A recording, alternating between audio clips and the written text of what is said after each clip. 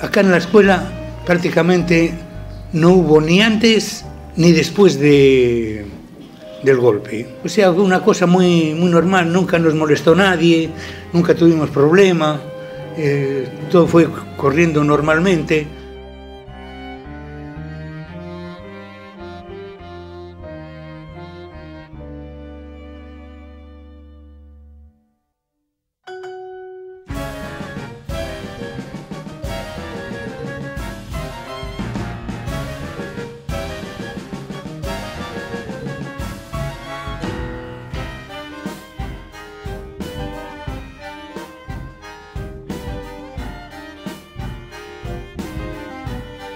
Pero como alumnos, ya digo, Leonetti, un poco vagoneta, porque era el tipo así, es para un 6, un 7, como para pasarla nomás. En cambio el Pomo Varela era un tipo de 10, tipo muy... Y el Castelli era un muchacho, ya digo, un poco como medio retraído, ¿verdad? Pero bien capaz también, muy buen pibe.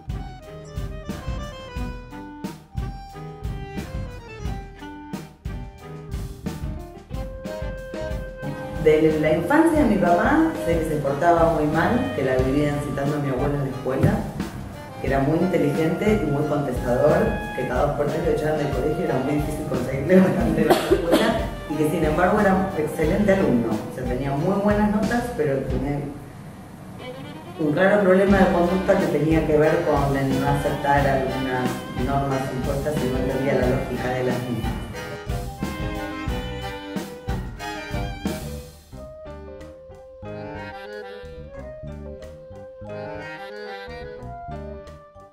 Persona Peto en lo particular habrá nacido como cualquiera de nosotros nacimos, lo que tal, lo que fuere, ¿entendés? Tuvo una vida cómoda hasta cierto momento de su vida y de pronto se dio cuenta que eso no era lo que quería. De pronto se dio cuenta que vivía en una cápsula, donde fuera de esa cápsula pasaban un montón de cosas con las cuales sí se comprometió. Sé que era muy querido y muy respetado por sus compañeros de militancia, que muchos lo consideraban un referente.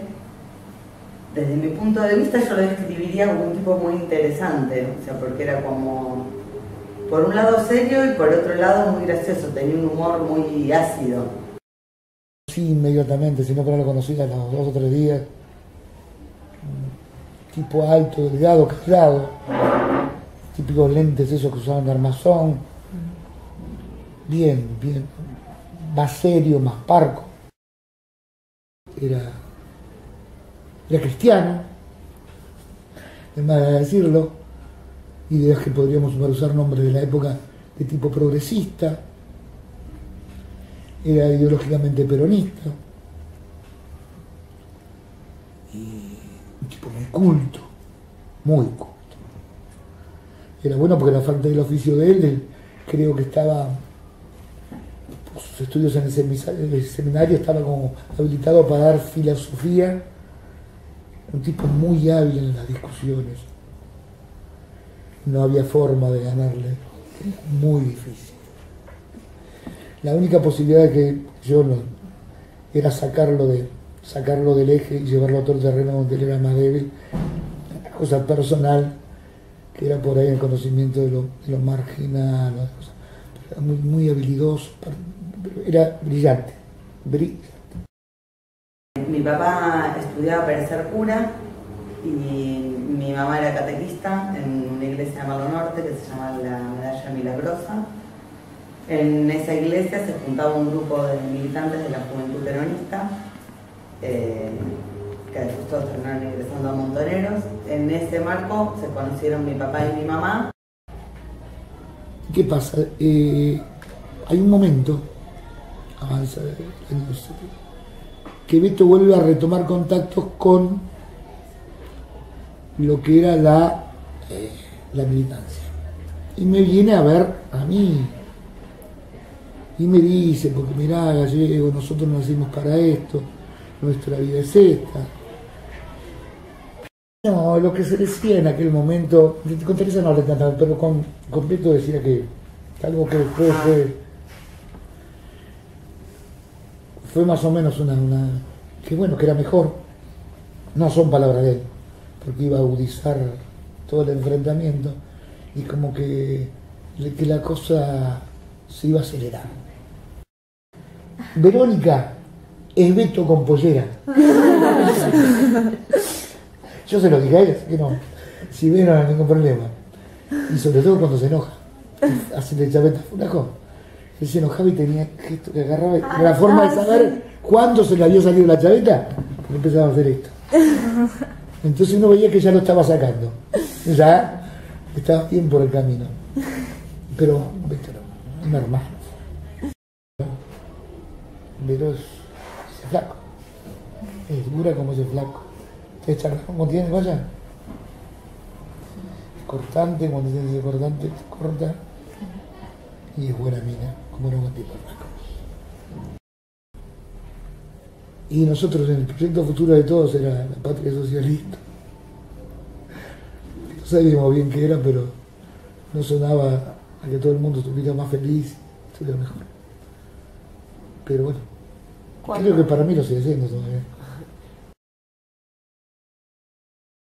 Otro más de esa época más o menos también fue un tal Castelli, que también desapareció, ese no sé cómo.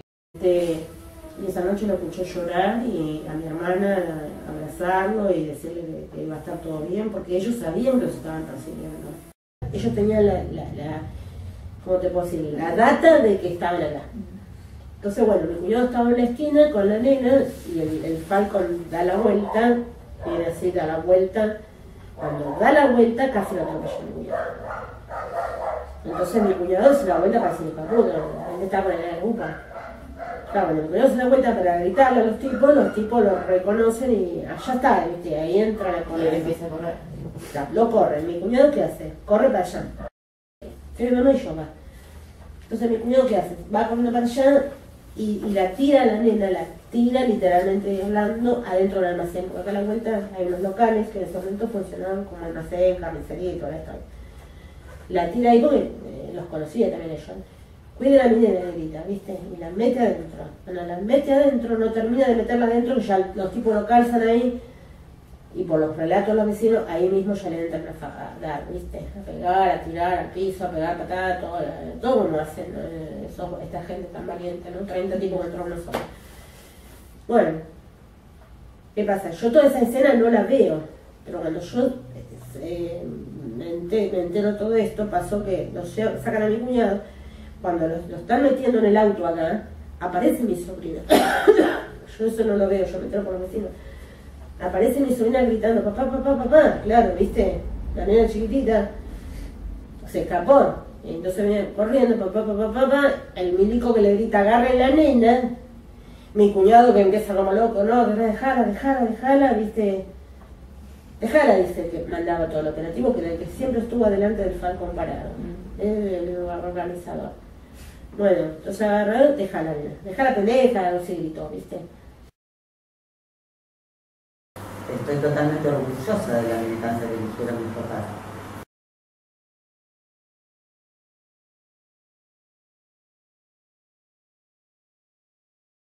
Tuve uno de la primera o de la segunda promoción, un tal Leonetti, que sí, pero ya es alumno, sí. Se metió creo que en gremialismo y quiso tomar fábricas y cosas y parece que al cabo de un tiempo lo liquidaron. No se supo para nada de él.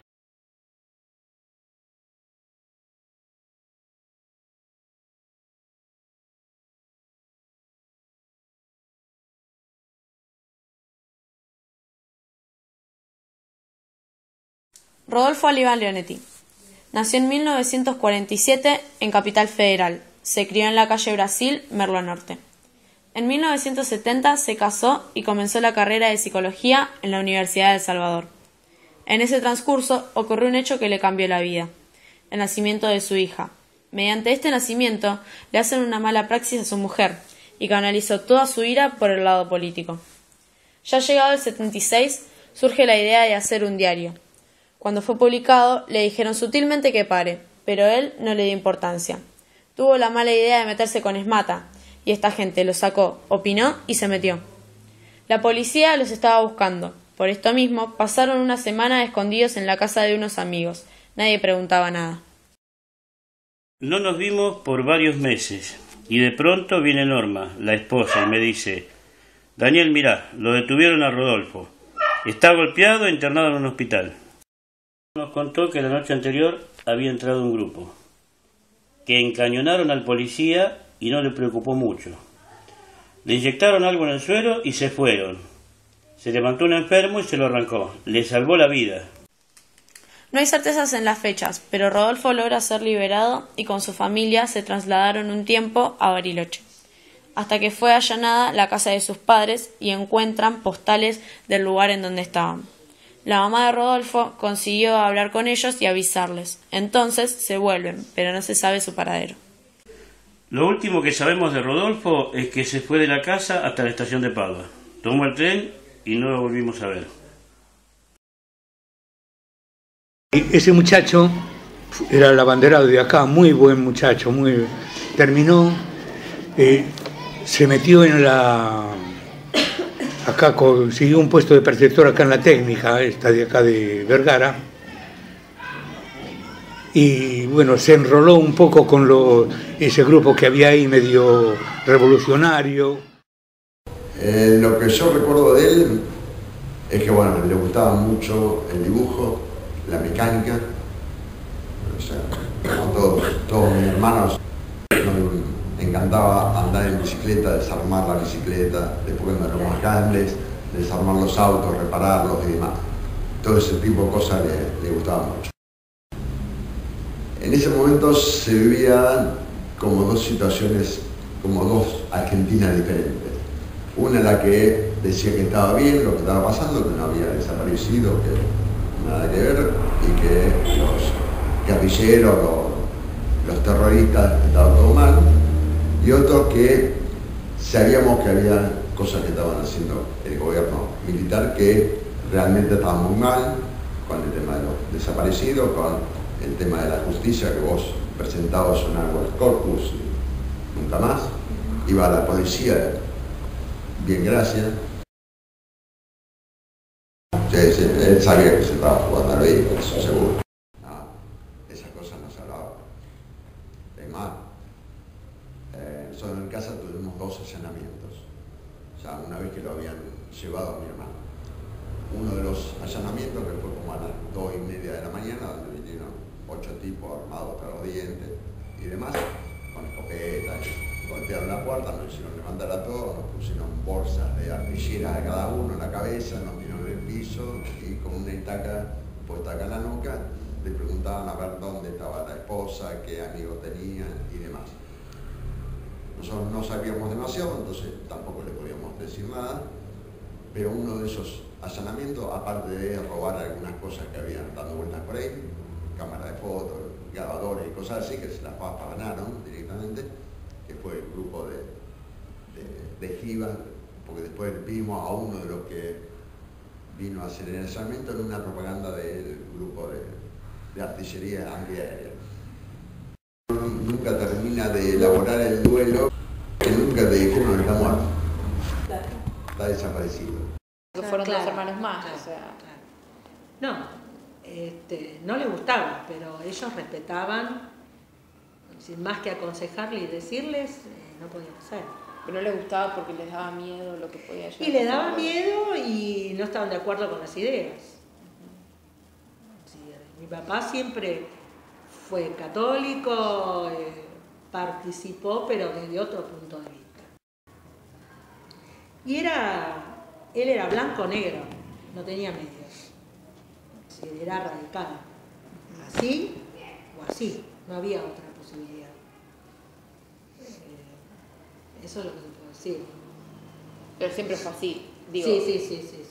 Pero no es que por ahí cambió su personalidad o su forma de ser después de... No. Le encantaba dibujar los autos. Es decir, él tenía dibujos de autos de carrera.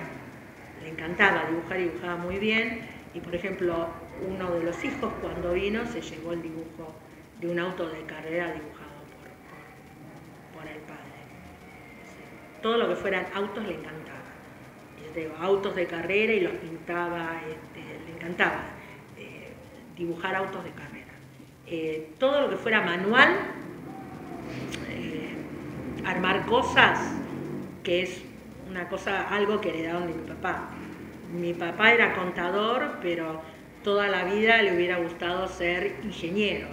No fue ingeniero porque para estudiar ingeniería no podía trabajar y él necesitaba trabajar para poder estudiar. Y en casa de mis padres aún hoy hay herramientas de todo tipo. Y mi hermano se había armado los muebles, eso es una cosa que me olvidé, ahora me salió, y mis otros hermanos también, es decir, eso era algo que heredaron de mi papá, ¿no? Es decir, predisposición a soldar, a serruchar, hacer cosas manuales, eso era algo de mi papá, ¿no? Es decir, me duele que haya desaparecido, eso me duele mucho, pero después lo recuerdo igual que a los otros hermanos que tengo, ¿no? Me hubiera gustado poder disfrutar con él de sus hijos, o que hubiera disfrutado de mis padres hasta una determinada edad, cosa que no pudo.